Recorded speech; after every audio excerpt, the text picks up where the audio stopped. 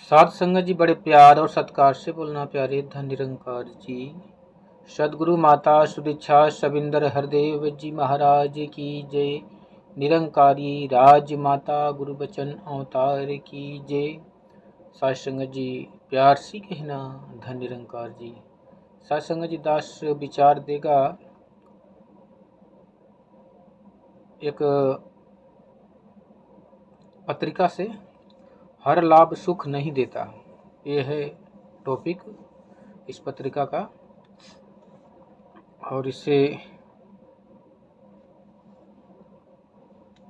लाभ शब्द का अर्थ है हमें वो सब मिल जाना जो सांसारिक रूप से उन्नति का स्वरूप माना जाता है, या फिर जो हमारे मन को भाता है। बहुत सारा धन, वैभव, संतान, परिवार, व्यापार, जायदाद, जेवर, शायद ये साधारण रूप से लाभ के चिन्ह या परिभाषाएं हो। एक कहानी है, एक गरीब व्यक्ति का मनोहर लाल बहुत कठिनाई से अपने परिवार का पालन पोषण कर रहा पाता था। वो रोज एक लॉटरी का टिकट लेता था और परमात्मा से प्रार्थना करता था कि उसकी लॉटरी लग जाए।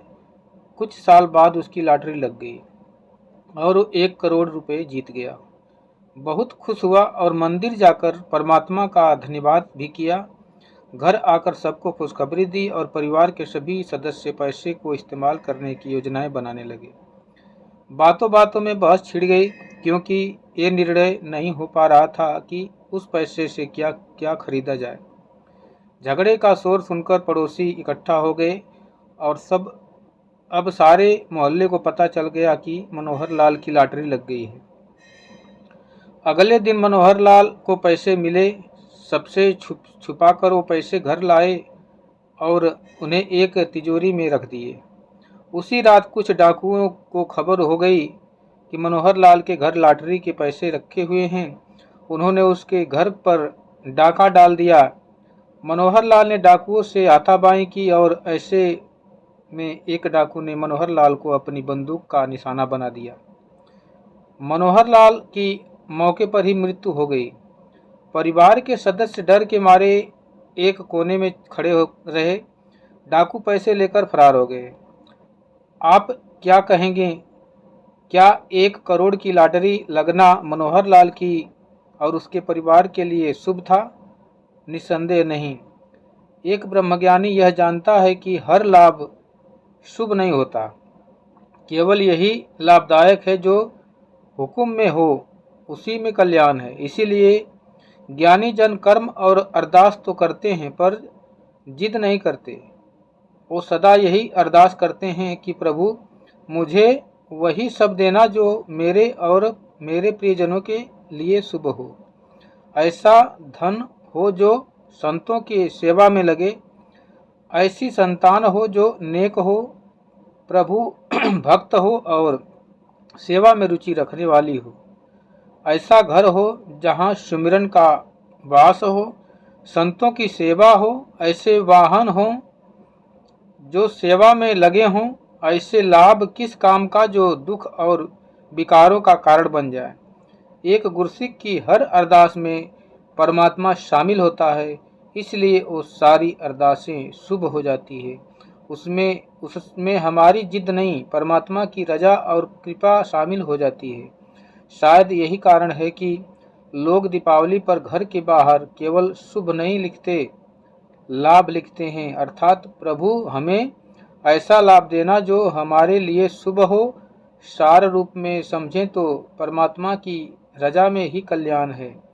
आइए सारे संसार के लिए मिलकर अरदास करें। हे बख्शनहार, सबनु सुखादि दात बख्श देना, सब हद से बद से रहने ऐसे हालात बख्श देना।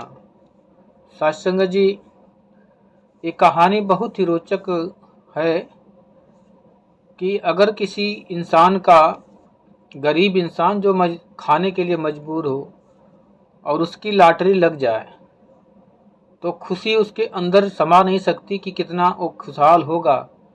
पर उसे क्या पता कि वो खुशी उसकी मौत का कारण बन सकती है। इसलिए सदा परमात्मा को ही सर्वोपरि करना है, आगे करना है।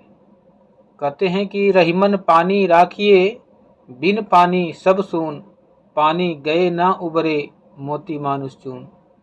इस पंक्ति का ये अर्थ होता है कि अगर पानी और मोती एक जगह रख दिया जाए और किसी इंसान को कह दिया जाए कि इसमें से तुम चुन लो, तो इंसान प्यासा मर सकता है, लेकिन चुनने को मोती ही चुनेगा, क्योंकि उसके अंदर माया समाई है।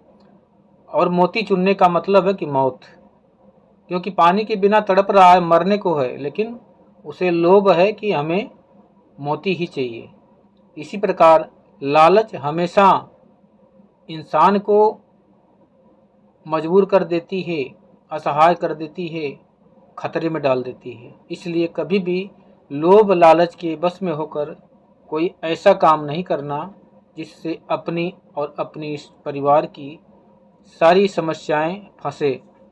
सदा सद्गुरु का सहारा लेके, सुमिरन का सहारा लेके, संत महापुरुषों का सहारा लेके अपने जीवन में इस परम पिता परमात्मा को शामिल करना ही जीवन का सबसे बड़ा सुख है। यदि परमात्मा जीवन में है तो सुख सारे हासिल हैं, परमात्मा जीवन में नहीं है तो दुख की घड़ियां आने ही वाली हैं। इसलिए परमपिता परमात्मा को अंगसंग देखकर सद्गुरु माता सुदीक्षा जी के चरणों से जुड़कर सत्संग के माध्यम से, सेवा सुमिरन के माध्यम से अपने भक्ति को, अपने कर्म को, अपने जीवन को सफल और सुहाना बनाता चलें।